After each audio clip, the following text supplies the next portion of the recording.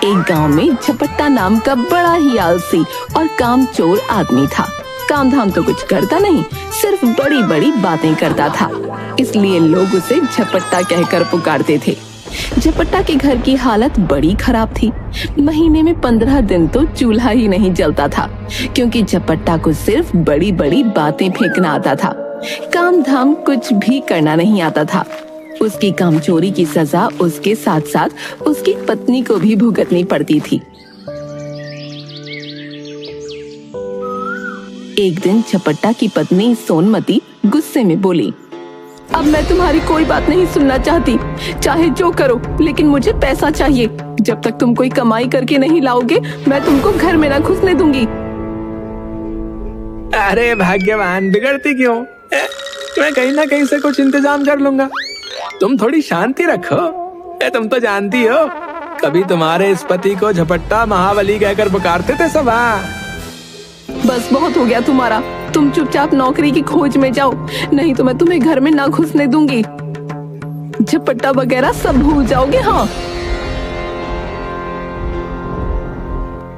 लगता है इस वक्त सोनमती को ज्यादा ही गुस्सा है। मेरी कोई बात सुनने को तैयार नहीं है। भलाई इसी में है कि नौकरी की खोज में निकल जाता हूँ। हाँ ठीक है, तुम नाराज मत हो नाराज है। मैं 2-3 दिनों के बाद नौकरी की खोज में चला जाऊंगा। है अभी जो है, अभी कुछ वक्त और आराम कर लेता हूँ थोड़ा सा, है ना? क्या कहा? 2-3 दिन? तुम्हें आज और अभी जाना होगा। बहुत हो गई तुम्हारी मनमानी, अब और नहीं।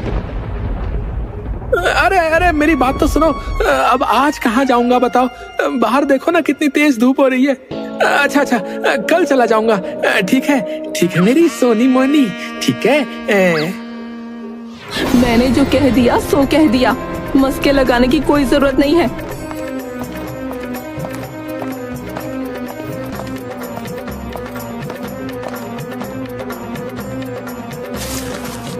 सिर्फ रोटियां, कोई साग या सब्जी नहीं है क्या? है ना, तुम्हारे माँ बाप ने तुम्हारे नाम सब्जियों के बगीचे कर रखे हैं।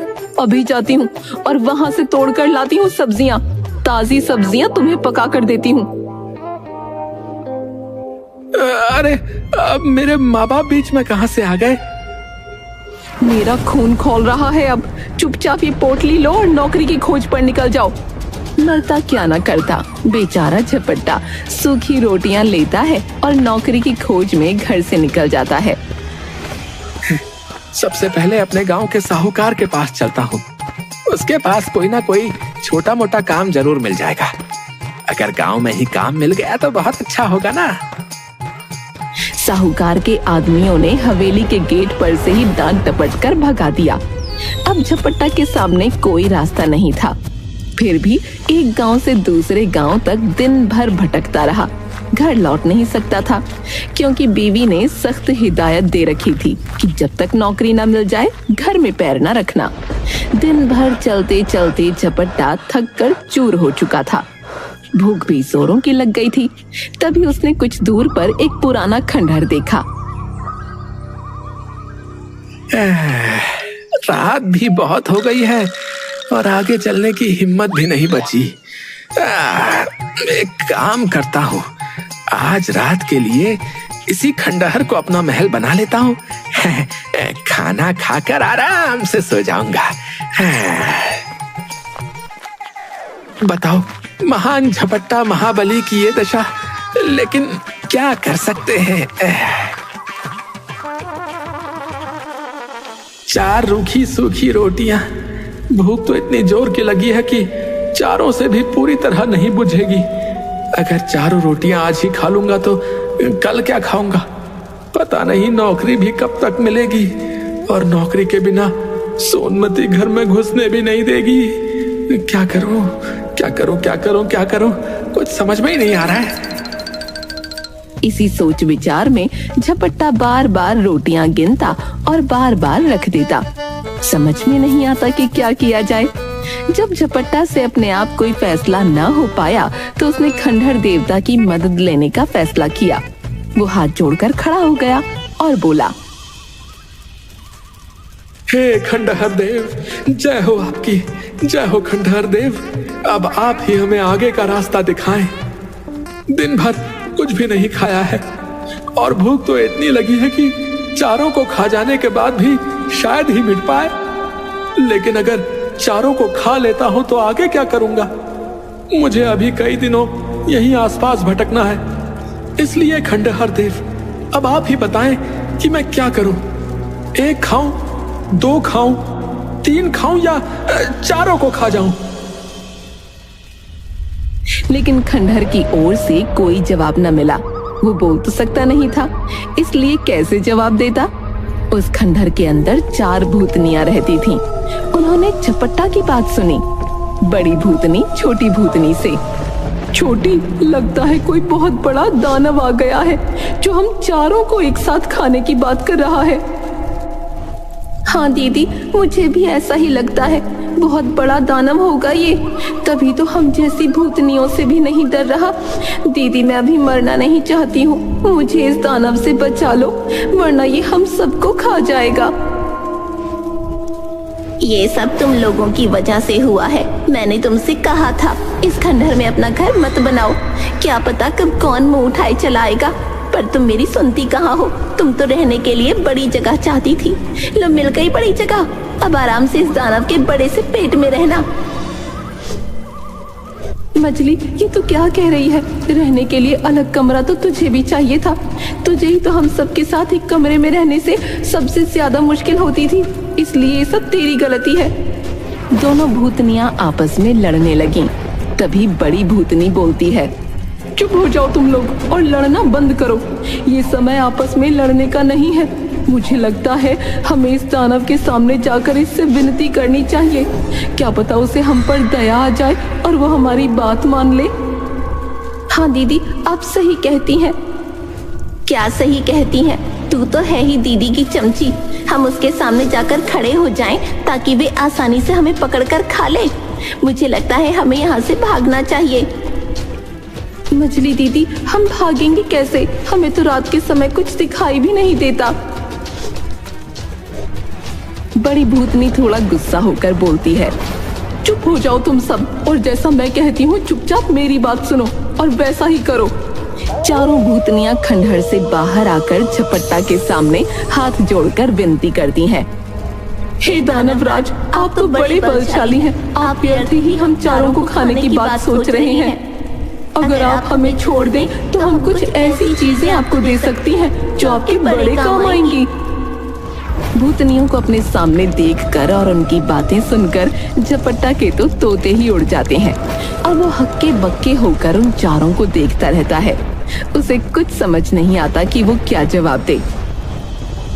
हे भगवान, हे भगवान, हे भगवान, हे नारायण, आज बचा लो। आगे से सब काम करूंगा, पत्नी के साथ चूल्हा चौका भी करूंगा, कभी नहीं लड़ूंगा। बस इन चुड़ैलों के हाथों से रक्षा करो प्रभु। आज तो तू गया रे झपट्टा। राम राम राम राम राम, हे नारायण। भूतनियां झपट्टा की इस चुप्पी का मतलब ये निकालती हैं कि झपट्टा ने उनकी बात मान ली। बड़ी भूतनी लकड़ी का एक पुतला और एक कटोरा झपट्टा को देते हुए कहती है, हे दानवराज, आपने हमारी बात मान ली, इसलिए हम सब आपका बहुत बहुत उपकार मानती हैं। साथ ही अपनी ये 2 तुच्छ भेंटें आपको दे रही हैं। ये कठपुतली हर समय आपकी नौकरी करेगा, जो आप कहेंगे वो करेगा, और ये कटोरा वो हर एक खाने की चीज आपके सामने पेश करेगा जो आप इससे मांगेंगे। इसके बाद भूतनियां फिर खंडहर के अंदर चली गईं। झपट्टा तुरंत उस खंडहर को छोड़कर बाहर निकला और मन ही मन बड़ा खुश हुआ। इस सब से झपट्टा की खुशी की सीमा न रही। उसने सोचा, बहुत बहुत धन्यवाद आपका भगवान, बहुत बहुत धन्यवाद। अब कहीं जान में जान आई। लेकिन वरदान गजब का दिया है इन्होंने। लगता है झपट्टा की किस्मत एक बार फिर मेहरबान हो रही है।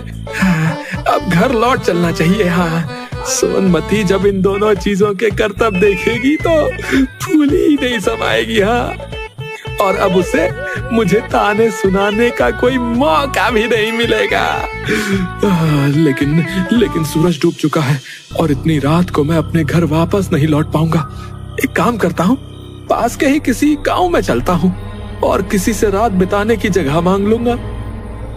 झपट्टा के अंदर फिर से पूरी ऊर्जा भर चुकी थी और वो जल्द ही पास के गांव के एक घर के बाहर पहुंचकर आवाज देता है। अंदर से एक आदमी निकलता है। कहिए कौन हैं आप और क्या चाहिए आपको? हैं? इतनी रात गए क्यों परेशान कर रहे हो? भाई, मुझे दूसरे गांव जाना है, परंतु रात बहुत हो गई है। क्या तुम मुझे अपने घर रात बिताने की जगह दे सकते हो? अब भाई, हम तुम्हें ठहरने की जगह तो दे सकते हैं, लेकिन भोजन नहीं दे सकते, क्योंकि हमने जो है खुद 2 दिनों से कुछ नहीं खाया है भाई। नहीं, मुझे भोजन नहीं चाहिए, सिर्फ ठहरने के लिए जगह चाहिए। और मैं आपसे वादा करता हूँ कि इसके बदले में मैं आपके घर के सारे लोगों को अच्छे अच्छे पकवान और मिठाई खिलाऊंगा। हाँ, आप सच कह रहे हैं क्या? जी, मैं बिल्कुल सच कह रहा हूँ, बिल्कुल सच। अब फिर ठीक है, आप यहाँ ठहर सकते हैं, लेकिन आपको यहीं बाहर बरामदे में सोना पड़ेगा। हमारा घर जो है बहुत छोटा है, इसलिए। कोई बात नहीं, मैं यहाँ आराम से सो जाऊंगा।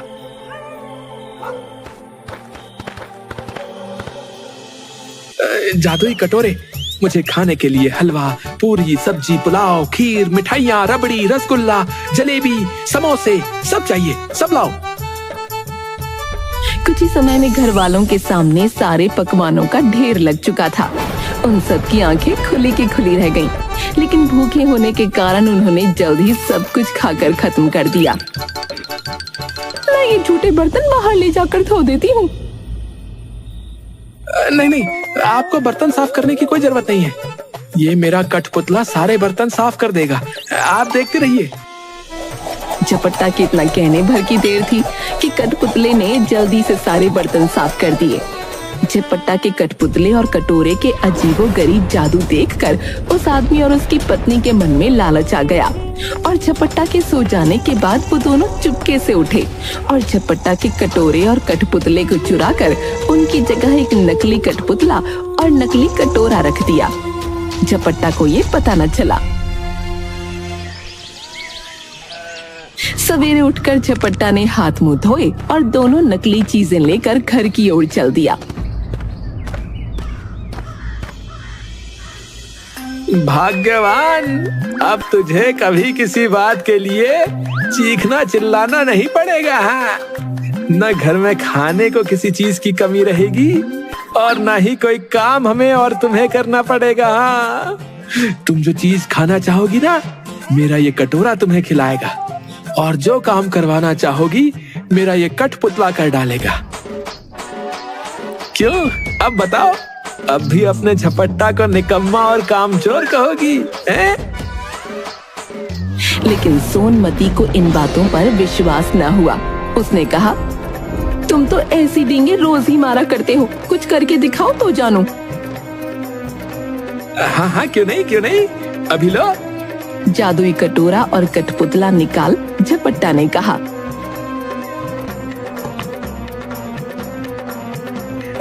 जादुई कटोरे, हमें खाने के लिए गरम गरम समोसे, जलेबी और रबड़ी दो। हाँ, जादुई कठपुतले, तुम तब तक घर को साफ कर दो। अब देखो सब काम कैसे होते हैं। हाँ, दोनों चीजों ने कोई करतब नहीं दिखाया। झपट्टा ने कई बार जादुई कटोरे और कठपुतले को आदेश दिए, पर वो दोनों तो अपनी जगह पर ही बने रहे। ये सब देखकर सोनमती गुस्से में आग बबूला होने लगी। तुम मुझे इस तरह धोखा देने की कोशिश करते रहो। जब से तुम घर से गए हो, घर में चूल्हा नहीं जला। कहीं जाकर मन लगाकर काम करो तो कुछ तनख्वाह मिले और हम दोनों को 2 जून का खाना नसीब हो। इन जादुई चीजों से कुछ नहीं होने वाला। बेबस झपट्टा खिसियाए हुए फिर चल दिया। वो फिर उसी खंडहर के चबूतरे पर जाकर बैठ गया। उसे समझ में नहीं आ रहा था कि अब क्या करे, क्योंकि एक बार तो जादुई कटोरा और जादुई कठपुतली का काम उसने खुद देखा था। वो चबूतरे पर बैठकर रोने लगा। उसके रोने की आवाज सुनकर चारों भूतनियां फिर बाहर आईं। और झपट्टा को पहचान गईं। हे दानव, तुम इतने विशालकाय होकर भी रो रहे हो, क्या बात है? झपट्टा ने सारी आप बीती कह सुनाई। भूतनियों को हंसी आ गई। वे बोली, हमने तो तुमको कोई भयानक दानव समझा था और इसलिए खुश करने के लिए वो चीजें दी थी, लेकिन तुम तो बड़े ही भोले भाले और सीधे आदमी निकले।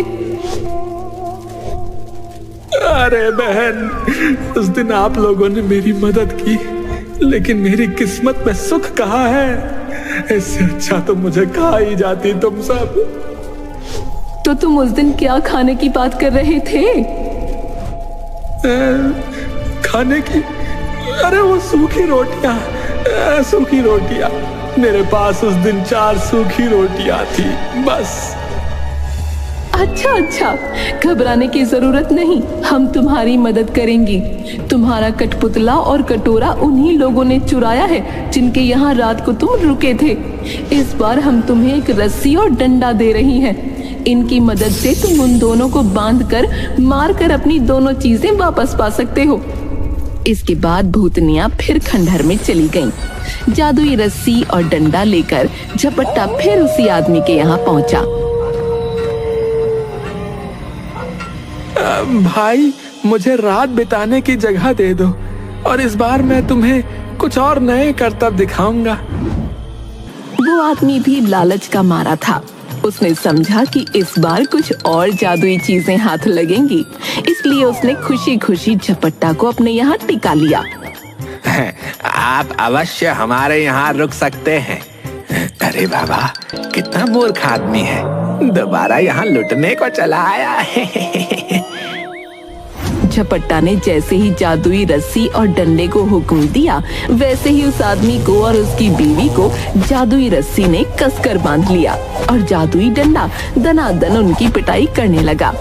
अब तो वो दोनों चीखने चिल्लाने लगे और माफी मांगने लगे। अरे मर गया, अरे मम्मी, अरे मोरी मैया, अरे माफ कर दो, अरे हाय दैया, अरे ओ ई आ, भाई हमें माफ कर दो। भगवान के लिए अपने इस जादुई डंडे को रुकने का आदेश दो, वरना ये हमें मार मार कर खत्म कर देगा। हम लालच में आ गए थे भाई, माफ कर दो हमें। तुम दोनों ने मुझे धोखा दिया है। मैंने तो ये सोचा था कि तुमने मुझे यहाँ रहने को जगह दी है, इसलिए मैं भी तुम्हारे साथ कोई भलाई का कार्य कर दूं। लेकिन तुमने मेरे साथ उल्टा ही बर्ताव किया, मेरे कठपुतले और कटोरे को ही चुरा लिया।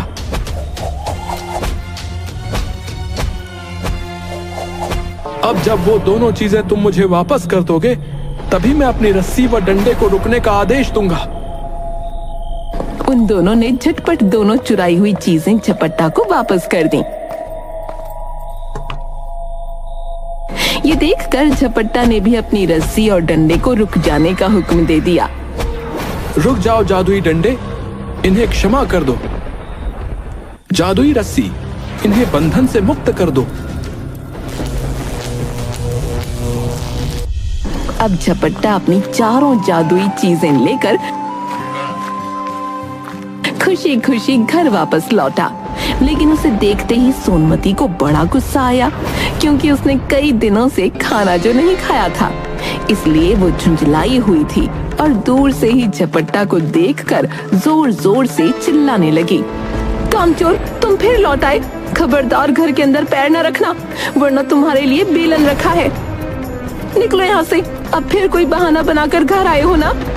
ये सुनकर झपट्टा दरवाजे पर ही रुक गया और मन ही मन रस्सी और डंडे को हुक्म दिया। जादुई रस्सी और जादुई डंडे, अपनी करामात दिखाओ और इस सोनमती को काबू में करो। आदेश पाते ही रस्सी और डंडे ने अपना काम शुरू कर दिया। रस्सी ने सोनमती को कसकर बांध लिया और डंडे ने पिटाई शुरू कर दी। जादुई रस्सी और जादुई डंडे की करामात देखकर सोनमती जोर से चिल्लाने लगी। मुझे माफ कर दो, मुझसे गलती हो गई। आज के बाद मैं कभी तुम्हारे साथ बुरा बर्ताव नहीं करूंगी, मैं तुमसे वादा करती हूँ। अरे मेरी जान के दुश्मन क्यों बन रहे हो? मैं तो परिवार का भला ही चाहती हूँ। रुक जा मेरी जादुई रस्सी और डंडे, इसे मुक्त कर दो। अब तक तो तुम्हारी अक्ल थोड़ी ठिकाने आ गई होगी। जादुई कटोरे, मेरी प्यारी सी सोनमती के लिए स्वादिष्ट और गर्मा गर्म जलेबी और कचौड़ी पेश करो। और जादुई कठपुतले, तुम घर की साफ सफाई का काम शुरू कर दो। आदेश मिलते ही जादुई कटोरे और कठपुतले ने अपना काम शुरू कर दिया। ये सब देखकर सोनमती भी बड़ी खुश हुई। अरे ये तो सच में जादू है। मेरा झपट्टा किसी से कम थोड़ी ना है। अब सोनमती बनेगी महारानी। उस दिन के बाद दोनों प्यार से अपना जीवन व्यतीत करने लगे और झपट्टा महाबली की किस्मत ने एक बार फिर से उसका बखूबी साथ दिया।